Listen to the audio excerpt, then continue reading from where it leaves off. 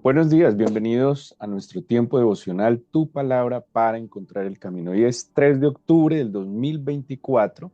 Vamos a continuar con la lectura de la Biblia en un año con la carta de Pablo a los Efesios, capítulo 5 y el libro de Isaías, capítulos 51 y 52. Efesios 5 e Isaías 51 y 52.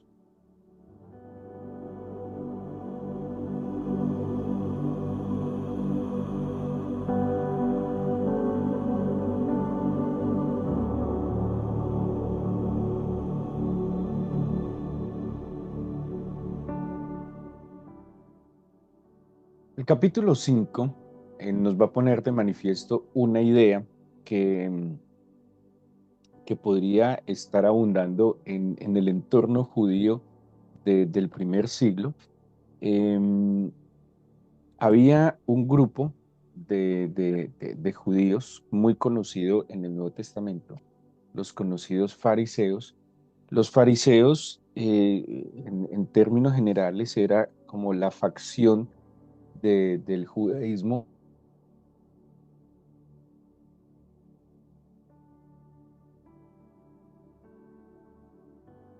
Era la facción del judaísmo que promulgaba una vida de más santidad, una vida apartada.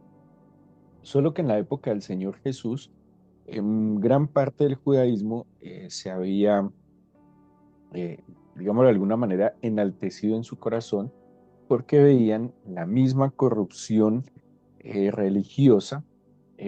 Pues ellos llegaron ya a sentirse superiores a los demás porque en verdad los fariseos procuraban vivir una vida de santidad de la mejor manera posible. Pero de este grupo de los fariseos se dice que salió otro grupo de hombres que se apartaron y se fueron a vivir al desierto, hombres incluso no solo solteros, eran casados, y forman una comunidad en el desierto que les van a llamar comunidad en Qumran o también incluso en otros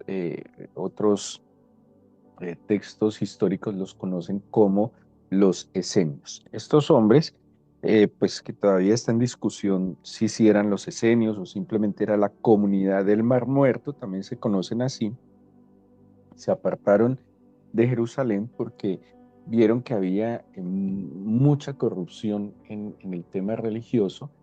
Se van a vivir solos y se dedican a la oración, a la meditación, al estudio de la escritura, lo que en ese momento se conocía como la Biblia, que era prácticamente todo el Nuevo Testamento. Se dedican a temas em, digámoslo así, apocalípticos, ¿sí? A temas escatológicos que hace referencia al fin del mundo. Ellos tenían la idea de que el fin del mundo era casi inminente, ¿sí? Estos hombres hacen y dejan un legado para la humanidad, y obviamente, digo yo para la humanidad, pero obviamente más para aquellos de fe, y es que al estar en el desierto, en un lugar donde llueve muy poco, mínima humedad, ellos crean toda una biblioteca de escritos, copias de la Biblia, de libros sagrados, pero también otros libros como comentarios de esos libros sagrados. Y, y después de 2000 años casi se encuentran estos manuscritos, ¿sí? Es lo que se conoce como los manuscritos del Mar Muerto, aproximadamente 1000 manuscritos, y de aquellos 1000, casi la mitad son textos sagrados. Es un descubrimiento extraordinario, pues más de 2000 años, un texto guardado que haya sobrevivido, en verdad es un milagro. Pero ¿por qué hago referencia a estos hombres hoy? Porque en su literatura y en lo que ellos muestran como su modo de vida, ellos resaltan mucho un concepto que Pablo toma en el capítulo 5 y es sobre los hijos de la luz, ¿sí? De hecho, ellos en sus escritos hacen claramente una distinción de lo que es los hijos de la luz y los hijos de las tinieblas. ¿Cómo vivían ellos? Ellos vivían de una manera básica, eran hombres apartados, tenían y encontraron en las ruinas de la ciudad donde vivían grandes lugares de purificación, mikveh se llaman, y ellos tenían unos rituales de estarse purificando no solo el cuerpo, sino como de vivir en armonía en el espíritu, en el alma. Tenían unas condiciones, cultivaban a pesar de estar en el desierto, tenían una dieta muy básica, pero pues allí estaban estudiando, orando, meditando y apartados. Se cree, algunos creen, que Juan el Bautista hizo parte o compartió con esta comunidad en el desierto, porque de hecho el lugar donde Juan empezó a bautizar era muy cerca a esta ciudad, ¿sí? Eran hombres entonces que tenían y preveían la inminente, eh, digámoslo así, aparición del Mesías, el fin de los tiempos, y por eso ellos decidieron apartarse. Y en sus escritos de nuevo hablan mucho de lo que son los hijos de la luz y los hijos de las tinieblas. Claro, piensen en una persona que no tiene otro interés en estar en comunión con Dios, en escuchar su palabra, vivir una vida lo más pura posible, pues me imagino que ellos se identificaban, y así también aparecen sus textos, como hijos de la luz. Y todo aquel que viviera una vida disoluta, una vida, no sé, superficial, vanidosa, en pecado, pues obviamente ellos los verían como los hijos de las tinieblas. Vamos a ver Pablo qué dice a los Efesios en una exhortación que habla de que vivamos como hijos de la luz. A propósito, Pablo en este capítulo también nos muestra algunas conductas y actitudes de lo que sería lo contrario, o sea, andar en las tinieblas. Pero vamos a centrarnos en lo que Pablo dice de cómo andar como hijos de luz. La luz, hemos hablado muchas veces de la luz, es el primer acto de la creación. En Génesis 1 dice que el primer acto de la palabra creadora del Señor es hágase la luz. La luz es el factor fundamental de la vida en este mundo también, en esta tierra. El libro de Juan también habla que el Señor Jesucristo es la luz. El mismo Señor Jesucristo se presentó como la luz. Hace la luz. La luz disipa las tinieblas, la luz trae el conocimiento. Estos hombres también aludían a la luz, el conocimiento y a la oscuridad de las tinieblas. Aquel que ignora las verdades eternas, pues está en las tinieblas, aquel que las conoce ha venido a la luz. En la luz hay facilidad de conocer, entender, moverse, porque pues, una cosa es poder caminar cuando todo está iluminado y otra cosa es tratar de caminar o avanzar cuando las cosas están en tinieblas. Así que Pablo hace una descripción de ambos, pero de nuevo miremos cómo es un hijo de la luz, cómo es estar en la luz. Nosotros hemos sido llamados a la luz, a su luz admirable, dice así la palabra del Señor. Hemos, dice Pablo, sacados de la potestad de las tinieblas a su luz admirable. En su luz veremos la luz. Así que la luz del Señor pues trae conciencia, nos despierta. A propósito, en el día, y lo dice la Biblia, ¿el día es para qué? El día es para trabajar, para funcionar, para producir, y la noche es para descansar. El deber ser y lo normal es que en las noches las personas descansen y en el día trabajen. El mundo ha estado pues tan al revés que hoy se promueve una vida nocturna, incluso laboralmente una vida nocturna, ¿sí? Pues ustedes pueden ver en su propia experiencia el efecto nocivo que trae para el cuerpo estar despiertos de noche. El único consejo que dio el Señor para que estuviéramos despiertos de noche era velando y orando, ¿sí? No simplemente trasnochando, porque las tinieblas siguen siendo las socias o las mejores asociadas del mal, ¿sí? Generalmente los planes, todo lo que se va a hacer para mal, se hace en oscuras o a oscuras, se hace a escondidas, porque pues lo que está en la luz se supone que es lo que se puede abiertamente mostrar. ¿Qué dice entonces San Pablo? Dice, sed imitadores de Dios como hijos amados. Entonces, un hijo de la luz busca imitar a Dios. Nosotros somos por naturaleza imitadores, ¿sí? Tendemos a imitar. Tenemos una tendencia, no sé si natural, a seguir patrones, ¿sí? A seguir modelos. Ahora, ¿cuál modelo vamos a seguir? Y dice, ser imitadores de Dios. ¿Sí? Hay hijos que imitan a los padres, padres que imitan, no sé, a otros personajes, pero dice, sed imitadores de Dios como hijos amados. Luego dice, andad en amor. Y dice, como también Cristo nos amó y se entregó a sí mismo por mí. Una evidencia del amor es la entrega. El amor, por definición, implica dar, ¿sí? Uno no puede decir, por ejemplo, yo amo mucho a alguien porque me da. El amor está es en la capacidad que tengo de entregar al otro, no en la demanda que tengo para recibir del otro.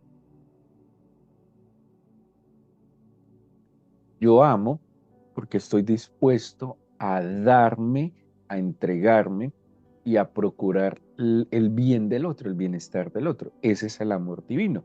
Si el Señor nos amó, nos entregó, de hecho, el Señor Jesús se entregó a sí mismo por nosotros. Entonces, ¿qué es andar en la luz? ¿Qué es un hijo de la luz? Imita a Dios, ama, ¿sí? Anda en amor, está entregando, procura el bienestar del otro. Ahora, quien está en la luz y quien está amando es porque sabe, tiene certeza que él ya es amado.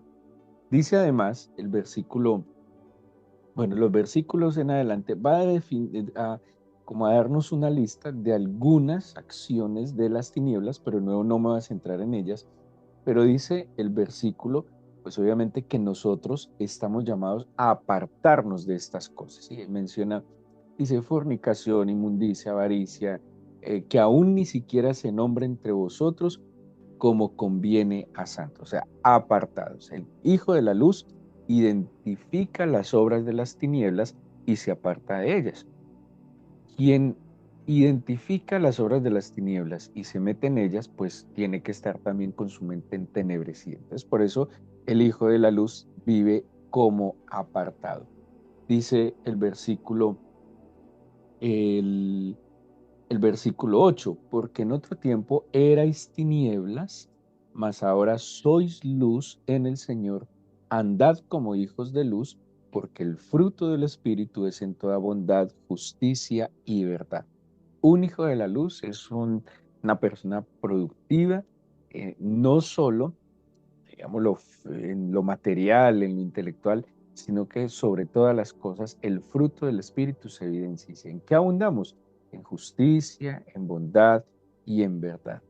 Dice el versículo 10, comprobando lo que es agradable al Señor y no participando en las obras infructuosas de las tinieblas, sino más bien reprendiéndolas. El Hijo de la Luz no solo fructifica, sino que además al identificar las obras de las tinieblas, las reprende. No tragamos entero. La sociedad se nos está volviendo un tema muy complejo. Cada vez hay noticias más eh, que evidencian más las obras de las tinieblas. Cada vez la legislación, las políticas en los países promueven más la muerte y la destrucción del ser humano, pero también de instituciones fundamentales como la familia. Cada día la misma ley ampara más el pecado, ¿sí? La misma ley en los países promueve el pecado. Y esto es muy delicado, muy peligroso, porque lo que hace unos años era un delito, hoy por cambios de leyes es algo permitido, pero sigue siendo una infracción en contra del Señor, ¿sí? Eh, la vida es la vida, matar es matar en el contexto y en el escenario que usted lo ponga, ¿sí? Y hoy en día se promueve, bueno, es una cantidad de contradicciones porque se promueve por un lado la libertad de decidir sobre la vida y la muerte y se defienden otras causas que son indefendibles. Y nosotros tenemos que identificar las obras de las tinieblas para reprenderlas. Eh, Cuando estamos en la luz, el Señor advierte, el Señor anuncia, el Señor nos nos despierta para que estemos apercibidos y preparados de los peligros que se vienen. Y nosotros como padres, los que somos padres, y aunque no seamos padres, como creyentes en nuestra casa, tenemos que advertir los peligros que vienen día a día. Eh, el mal generalmente no se planea de manera frontal. Hoy en día el mal es demasiado cínico, es demasiado frontal, pero hay males que son muy agazapados, que tenemos que estar en la luz para poderlos identificar, advertirlos, prepararnos y poder reprender esas obras de las tinieblas. Dice más adelante el versículo 14, por lo cual dice, despiértate tú que duermes y levántate de los muertos y te alumbrará Cristo. La verdad, no es lo mismo despertarse que levantarse, ¿sí? Levantarse es el verdadero esfuerzo. Generalmente, si hablamos de nuestra realidad, muchas veces nos despertamos, pero no necesariamente todas las veces que nos despertamos nos levantamos. En estos días que estudiábamos de la oración del Señor en Getsemaní, dice que el Señor oró 3 veces con angustia, con preocupación por lo que venía, pero dice en un momento que el Señor se levanta tranquilo, confiado, seguro, y le dice a los discípulos, listo, vámonos de aquí, que ya sé qué es lo que hay que hacer. Despiértate primero, pero también es necesario levantarse. ¿De qué sirve que la conciencia se despierte? ¿De qué sirve que usted entienda cosas, que despierte a la verdad del Señor si no toma acciones? Por ejemplo, al venir la luz del Señor, usted identifica que hay unos fallos en su casa, en su matrimonio, en su ejercicio de la paternidad, en su relación con los hijos. Eso es un despertar. Bueno, soy consciente de que algo no está funcionando. Soy consciente que hay una dificultad laboral, soy consciente que hay una dificultad, no sé, económica, familiar, la que sea. Soy consciente, desperté. Pero el siguiente paso es fundamental y es levantarnos. Hagamos algo por esa situación, pero si yo me despierto conscientemente a la situación y no hago nada, es como cuando yo me despierto y me quedo en la cama y no me levanto. Es la misma vaina, porque el deber ser es levantarse, ¿sí? En la cama la Biblia también exhorta que el perezoso da vueltas y da vueltas y da vueltas y da vueltas en la cama y nunca se levanta. Y por eso dice el Señor, despiértate y levántate, y cuando te levantes te alumbrará Cristo, ¿sí? O sea, cuando yo me despierto, yo me levanto, prendo la luz y soy consciente entonces de las cosas. Aquel hijo de la luz cada día, cada instante, en cada momento, está despertando su mente y su corazón, pero también está tomando acciones frente a las situaciones. Ese es el gran problema, que a veces somos muy demagogos, muchas palabras, muchas ideas, pero pocas acciones. Lo que tenemos que tomar es acciones. Si el Señor le mostró algo y despertó su conciencia a algo, hay que tomar decisiones, hay que tomar acciones y allí vamos a ver la ayuda, el respaldo del Señor.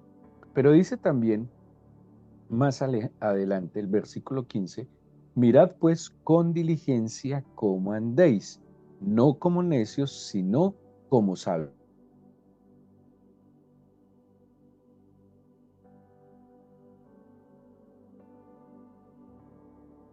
La diligencia es una exhortación que nos hace constantemente la escritura, andar diligentemente.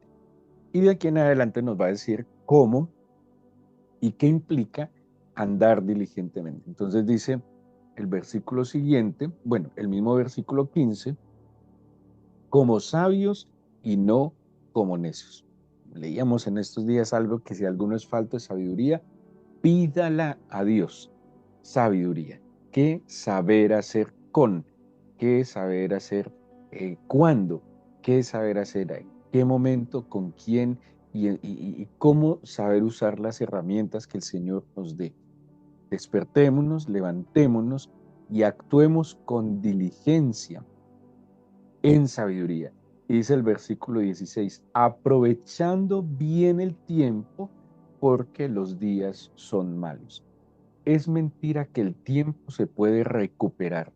El tiempo es un recurso que no es renovable. El minuto que se perdió jamás se recuperará. Es una expresión equivocada decir recuperemos el tiempo perdido. No, mire, si usted se perdió la infancia de su hijo porque estaba muy ocupado trabajando, si usted se perdió, no sé, los procesos de crecimiento y desarrollo de su hijo, ese tiempo se perdió. Usted ya no puede pretender llevar a su hijo a ser un bebé, acompañarlo en sus primeros pasos, en sus primeras palabras. Lo siento, se perdió, ya no hay nada que hacer. Usted no puede pretender que el hijo de 20, 30 años, el cual no atendió durante su vida, entonces recuperemos el tiempo perdido. Eso ya pasó. Periodos y etapas ya pasaron. ¿Qué es lo que dice la Biblia? Aprovechemos bien el tiempo, porque uno no puede recuperar el tiempo que se quemó, lo digo de esta manera, pero sí puede aprovechar el tiempo que aún está por venir. Entonces, miren el engaño en el que caemos por no estar en la luz. Llenos de culpas, de complejos, de tristezas, melancolías o depresiones por el tiempo que se perdió. Tratando de recuperar lo que se perdió, hablo del tiempo. Hay otros recursos que sí se pueden recuperar, pero el tiempo no. ¿Sí? Otros, pero el tiempo no. Así que pensando en lo que se perdió y cómo lo recupero, tampoco aprovecho bien el tiempo. Lo que pasó, pasó. Como dice esa frase, al pasado pisado quedó atrás. En el Señor vamos a mirar hacia adelante. Aprovechemos bien el tiempo. Entonces, si en el pasado no aproveché el tiempo para amar, perdonar, disfrutar, conocer, crecer, compartir, aprovéchelo ahora.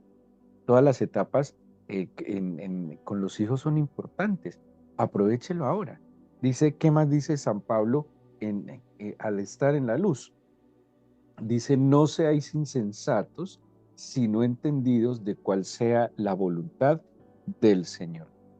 El Hijo de la Luz procura entender cuál es la voluntad del Señor. Dice, agradable y perfecta. Y el versículo siguiente, el 18, dice, no os embriaguéis con vino, en lo cual hay disolución. Antes bien, sed llenos del Espíritu. La verdad, la Biblia se exhorta a no permitir caer en la embriaguez. Algunos excusando sus decisiones dicen que la Biblia dice no os embriaguéis con vino, o sea que sí se pueden embriagar con otro tipo de licor. Pues la verdad, ese era el licor del momento. Seguramente que si existieran otros tipos de licores, lo aclararía la escritura de no caer embriagados en esto. Hoy en día son licores, son drogas, son muchas cosas. Dice, no caigamos en la dependencia y en la embriaguez de estas sustancias. ¿Por qué? Porque cuando una persona consume estas sustancias hasta la embriaguez, hasta perder el sentido, queda dominado, ¿sí? Su voluntad se quiebra ante digámoslo así, el licor, ¿sí? Y otras sustancias. Dice, no caiga en eso, más bien, en vez de ser dominado por esto, déjese dominar por el Espíritu. O sea, satúrese por el Espíritu del Señor. Porque generalmente el licor le desinhibe y le lleva a hacer cosas que sobrio y consciente no haría, a veces ridículas, pero el espíritu nunca lo llevará a hacer cosas ridículas, pero sí cosas en libertad. Hay mucha gente que toma un licor como para envalentonarse, como para desinhibirse. ¿Qué dice la Biblia? No, no lo haga así, hágalo en el espíritu. Hay personas que no pueden hacer nada, nada, no pueden compartir con los amigos, con la familia, si no van a la embriaguez. La verdadera alegría y el gozo no viene necesariamente del vino, sino de la presencia del Espíritu Santo. El vino ha sido, perdón, un símbolo como de alegría, de libertad, digamos, tiempos de relajación. ¿Y qué dice la Biblia? No, eso encuéntrenlo en el Espíritu del Señor. Luego nos dice en el versículo 19, hablando entre vosotros con salmos, con himnos y cánticos espirituales, cantando y alabando al Señor en vuestros corazones. Bueno, para ser coherentes a lo que dice también Pablo a los filipenses, dice que todo lo que nosotros pensemos debe ser digno de alabanza, que nuestras conversaciones sean edificantes, que nuestras conversaciones, dice también la Biblia, no erréis, las malas conversaciones corrompen las buenas costumbres. Sí tenemos que cuidar el contenido de nuestras conversaciones. Las necedades producen necedades, pero palabras agradables. eh, por eso en estos días estudiábamos con un seminario bíblico sobre Santiago y hablábamos de la lengua, el manejo de las palabras y, y leíamos algo del efecto de aquel que logra dominar sus palabras, logra dominar, lo dice Santiago, todo su cuerpo. Así que nosotros tenemos que ser muy medidos en las expresiones. ¿Qué dice San Pablo? Pues trate de hablar solo lo que sea digno de alabanza. Y si no tiene nada bueno que decir, la decisión más sabia es no diga nada. Qué ejercicio tan difícil para una sociedad que tiende a hablar más de lo que debería, pero es un ejercicio que de cuántos males no nos libraría cuando hablamos más de la cuenta o fuera de contextos.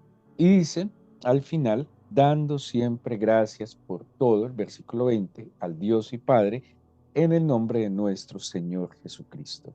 Andar en la luz implica estar agradecidos. Y a partir del versículo 21 hasta parte del capítulo 6 nos va a hablar de la sujeción mutua. ¿Qué nos va a aconsejar San Pablo como hijos de luz luego? Que aprendamos a someternos los unos a los otros, a respetarnos los unos a los otros, a, si bien que los hijos deben amar, honrar y respetar a sus padres, los padres también deben cuidar y no indignar a sus hijos. Y es lo que va a decir desde el versículo 21 sobre cómo en amor nos sujetamos los unos a los otros, cómo debe ser el trato entre semejantes, cómo debe tratar al esposo, a la esposa, a la esposa, a su esposo, a los hijos a los padres. Es lo que viene a continuación. Los hijos de la luz aprenden a tener buenas relaciones interpersonales. Así que aquí tenemos, si usted lo lee en detalle, también va a encontrar lo que son las obras de los hijos de las tinieblas. Pero pues había que resaltar lo que el Señor espera y va a hacer en nosotros. Levantémonos porque ha venido la luz del Señor, dice la Biblia, resplandece porque la gloria, la luz del Señor ha venido sobre ti. Levantémonos en este día en la luz del Señor, despertemos de ese letargo en el que el entorno nos pone y levantémonos a tomar acciones efectivas de la mano del Señor. El Señor está con nosotros, Él prometió su presencia. El Señor dijo que iría con nosotros. Pidámosle que su presencia entonces nos acompañe, nos fortalezca y nos permita hoy andar en la luz, pero también andar como hijos de luz. En oración, pidámosle al Padre, al Hijo, al Espíritu, que sea hoy saturándonos de su presencia. Y dígale, Señor, creo que en mí hay algunos asuntos que no son claros. Si no hay claridad, necesitamos luz. Pídale luz al Señor. Dígale, Señor, hay cosas que están como ocultas en mí, Señor, y yo quiero tener conciencia. Despierta cada área de mi vida a tu voz y levántame, Señor, de cualquier condición de esclavitud o de postración. Señor, líbrame de los engaños, de las obras de las tinieblas y resplandece en mí, oh Dios, y que mi mente, Señor, en la luz conozca la verdad y en la verdad sea libre. Yo te suplico, Señor, que al entender que soy hijo de luz, pues también pueda ser un referente para otros, una guía para otros. Que también, oh Dios, la luz, tu luz en mí, eh, sea un medio, Señor, para que otros te encuentren a ti. Yo te suplico, Señor, que en medio de todas las obras de las tinieblas, en medio de la multiplicación del mal, de la violencia y la corrupción, amado mío, nosotros podamos ser luz en medio de las tinieblas. Que así sea, Señor. Trae la luz a mi casa, dígale así, trae la luz a mi hogar, trae tu luz, por favor, a mi empresa, a mi trabajo, trae tu luz a mis hijos, que ellos disciernan los caminos, que tomen las mejores decisiones, apártalos de las mentiras y de los engaños, y trae tu luz siempre a nuestro corazón. Te lo pedimos en el nombre de Jesús. Amén.